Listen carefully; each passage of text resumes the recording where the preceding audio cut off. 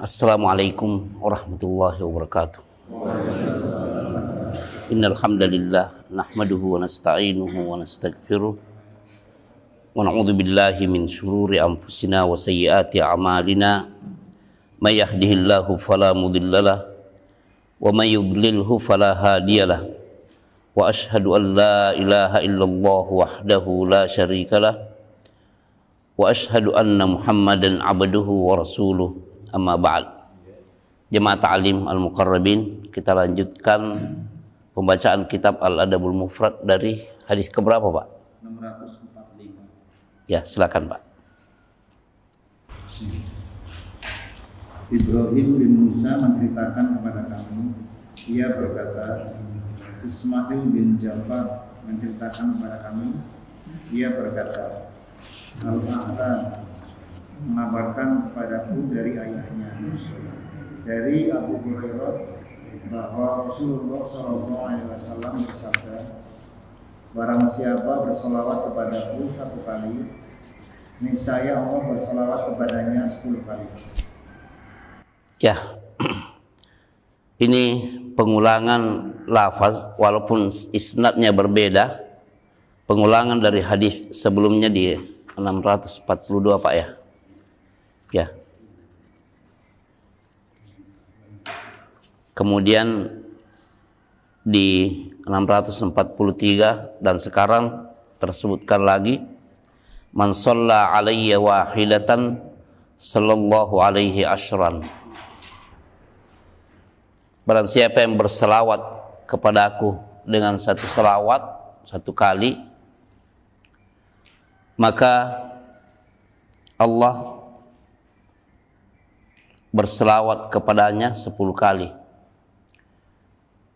Para ulama ketika menjelaskan hadis ini mengatakan bahwa yang dimaksud bahwa Allah berselawat kepada seseorang yaitu merujuk ke firman Allah Ta'ala, huwallazi yusalli alaikum wa malaikatuhu liyukhrijakum minadh-dhulumati ilan nur. Dialah Allah yang berselawat kepada kalian dan juga para malaikatnya, liyukhrijakum, agar Allah mengeluarkan kalian minadh-dhulumati, dari kegelapan, ilan nur, kepada cahaya yang terang, yaitu mendapatkan hidayah Allah Subhanahu wa ta'ala. Ini yang pertama. Yang kedua, semua hadis tentang anjuran berselawat kepada Nabi Sallallahu Alaihi Wasallam berlaku secara umum kepada umatnya, dan perintah Allah, innallaha wa malaikatahu yusalluna 'alan nabi ya ayyuhalladzina amanu sallu 'alaihi wa sallimu. Perintah untuk berselawat dan bersalam kepada Nabi umum kepada umatnya. Umum di sini maksudnya dimanapun berada dan kapanpun. Tidak ada waktu-waktu kecuali pengkhususan untuk memperbanyak berselawat kepada beliau Sallallahu Alaihi Wasallam pada malam Jumat dan hari Jumat. Ini tambahannya.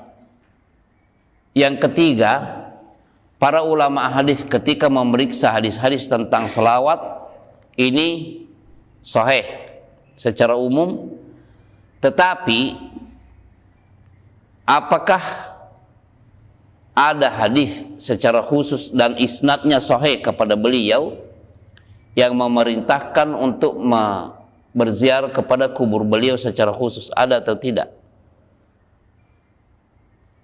Yang kami temukan bahwa perintah untuk berziarah kubur itu umum dalam arti tidak mengkhususkan kuburan Nabi Sallallahu Alaihi Wasallam.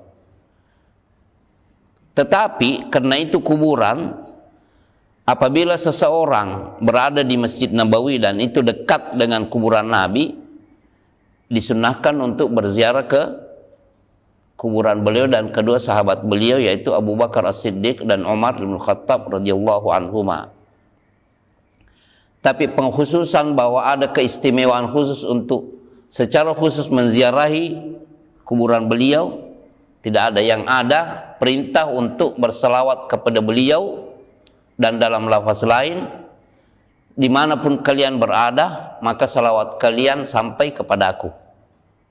Jadi mari kita memperbanyak salawat dan salam kepada Nabi Sallallahu Alaihi Wasallam berdasarkan perintah Allah.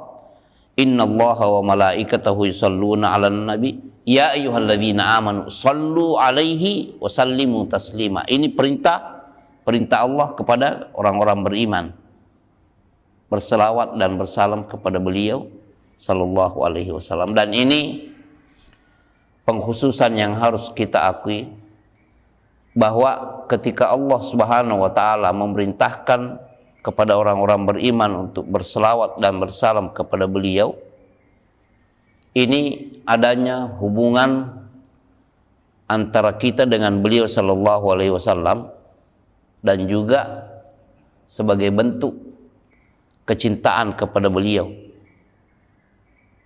Karena yang menyuruh kita untuk berselawat dan bersalam adalah Allah Rabbul Alamin, bukan rekayasa siapa-siapa, tetapi Allah yang memerintahkan kita untuk melakukan hal itu. Dan ini tidak menunjukkan bahwa kita lebih baik daripada beliau, tetapi karena ini perintah Allah, berselawat dan bersalam kepada beliau, maka kita lakukan. Bukan berarti beliau butuh dengan salawat dan salam kita, tidak. Beliau jauh lebih mulia di dunia dan di akhirat daripada kita. Dan tidak ada manusia yang lebih mulia daripada beliau.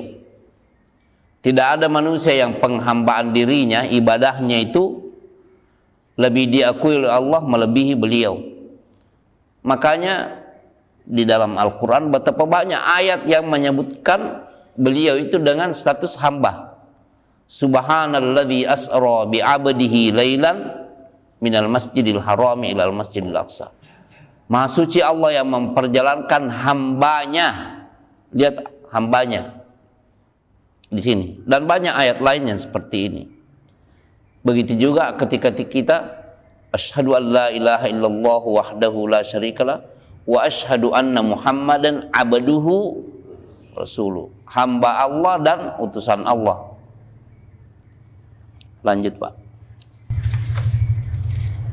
Muhammad bin Ubaidillah menceritakan kepada kami, ia berkata, Ibnu Abi Hasim menceritakan kepada kami dari Katsir, ia meriwayatkan kepadanya dari Al-Walid bin Umar, dari Abu Hurairah, bahwa Nabi SAW menaiki mimbar.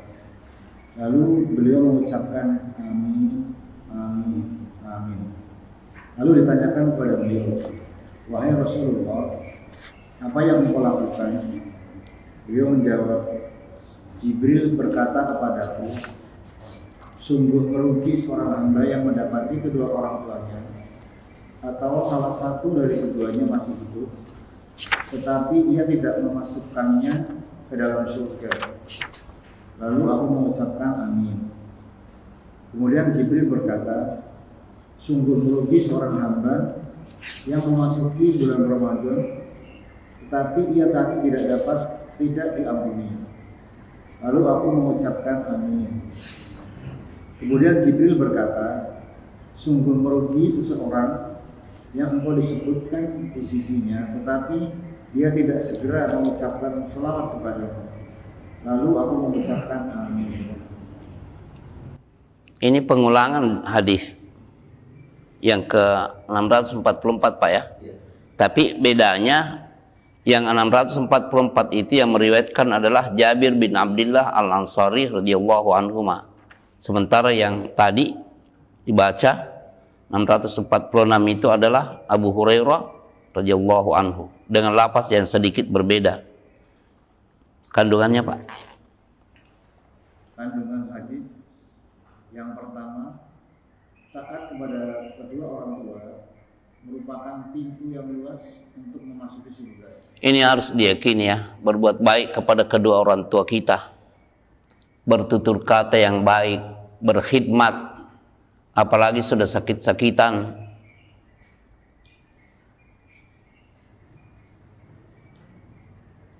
merupakan peluang bagi kita untuk bersabar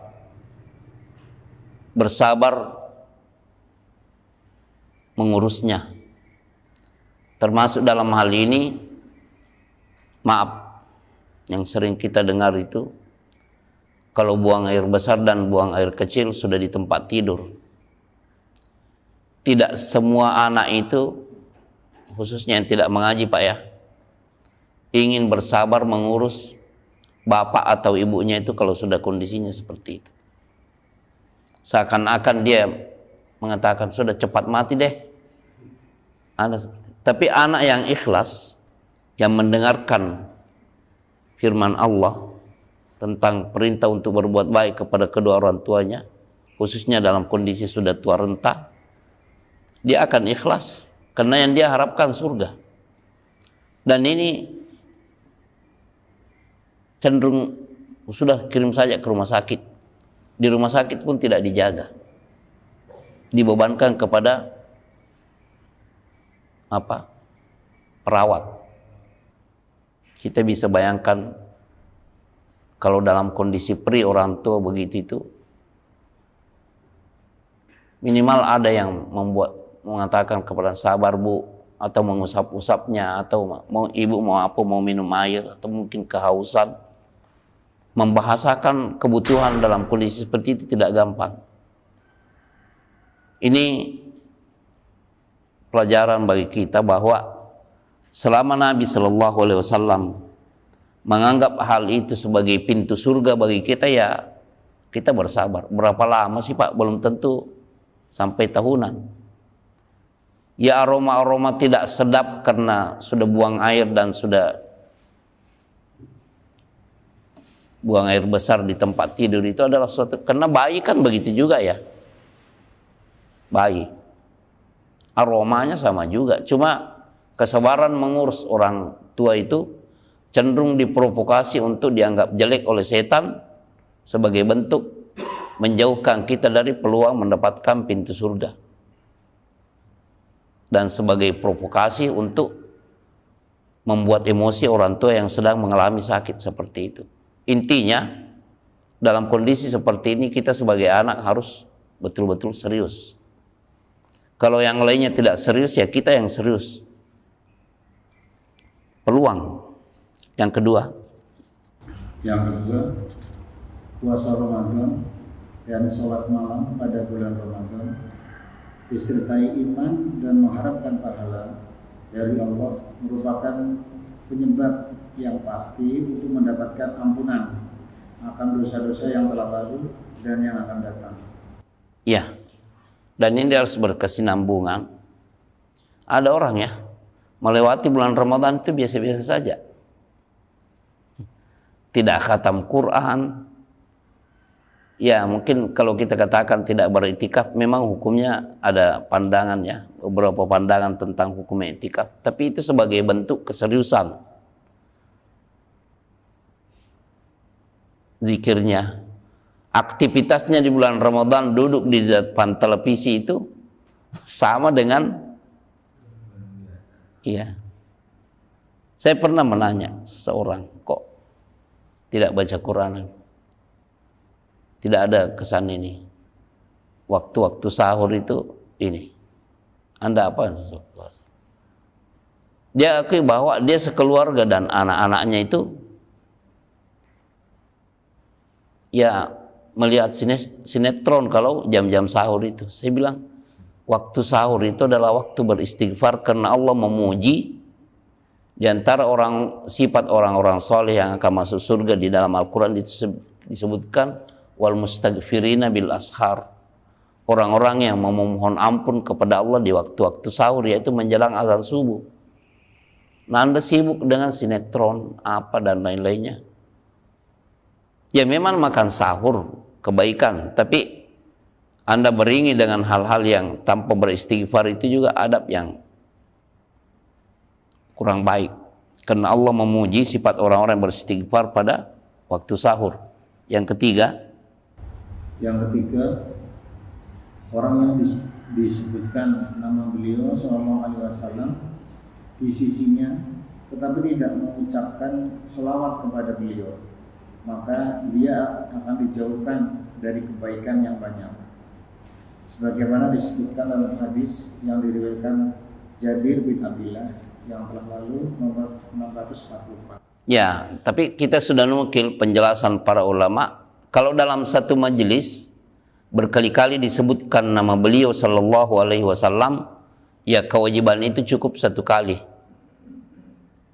Kalau sudah mendengar, termasuk kalau mendengar penceramah menyebutkan nama beliau sallallahu alaihi wasallam, cukup, kewajiban itu cukup satu kali dalam majelis itu.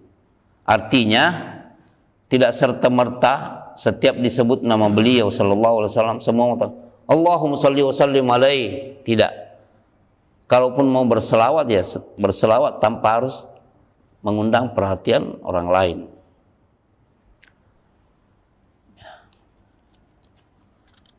Lanjut Pak. Ali menceritakan kepada kami, ia berkata, Sufyan menceritakan kepada kami, ia berkata, Muhammad bin Abdurrahman Maula keluarga Talhah menceritakan kepada kami, ia berkata, aku mendengar Furet Abu Rusdin dari Ibnu Abbas dari Juwairiyah binti Harith bin Abi Dirab bahwa Nabi SAW suatu kali keluar dari rumahnya. Siapa ini Pak? Juwairiyah. Juwairiyah siapa? Salah satu di antara istri-istri beliau sallallahu alaihi wasallam. Lanjut Pak. Dulu namanya Barrah. Lalu Nabi SAW mengganti namanya dengan Juwairiyah. Beliau keluar karena tidak suka beliau masuk. Sedangkan namanya adalah Barrah. Beliau kembali menemuinya setelah hari bertambah siang.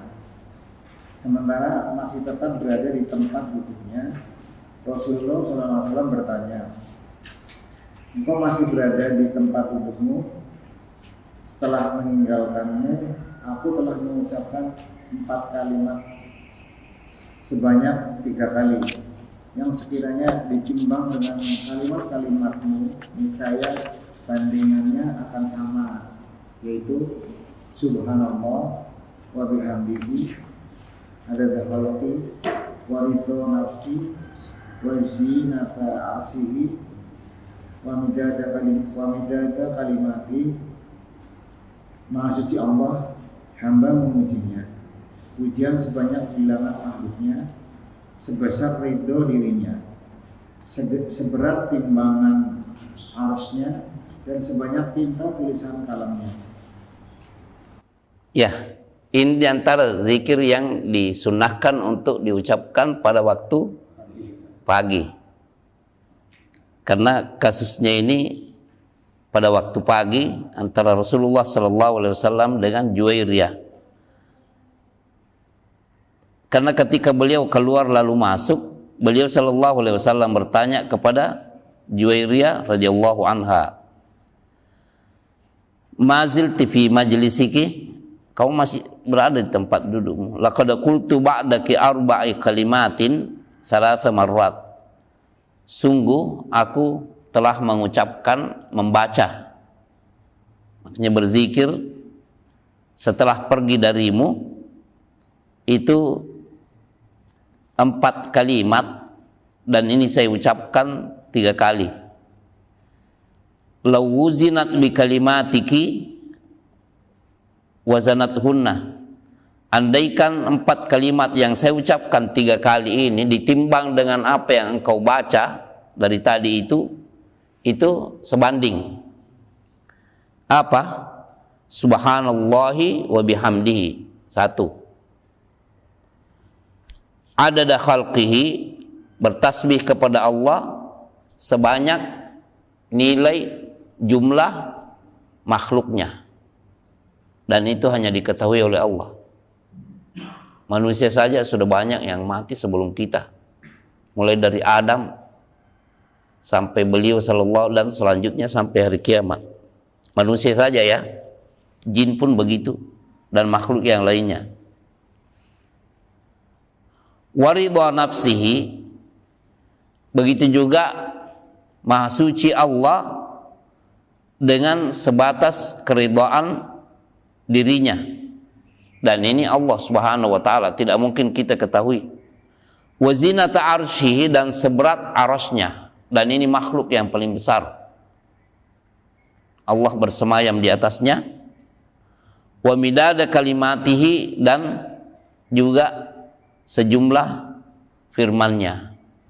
Ini pun hanya diketahui oleh Allah Subhanahu wa taala. Yang jelas inilah diantara ucapan zikir pagi yang disyariatkan untuk kita ulang-ulangi sampai 3 kali. Subhanallahi wa bihamdihi adada khalqihi wa ridha nafsihi wa midada kalimatihi. Kalau sudah dilewati begini jangan dilewatkan Pak ya. Diamalkan zikir ini setiap pagi. Subhanallahi wa bihamdihi adada khalqihi wa ridha nafsihi wa midada kalimatihi, 3 kali diulang-ulangi. Dan itu tidak mesti duduk. Mungkin kita berjalan menuju ke satu tempat atau sambil itu berzikir. Penting Pak ya, zikir pagi dan petang itu jangan kita lewatkan. Zikir pagi dan petang setiap hari. Subhanakallahumma bihamdika asyhadu an la ilaha illa anta astaghfiruka wa atubu ilaik. Assalamualaikum warahmatullahi wabarakatuh.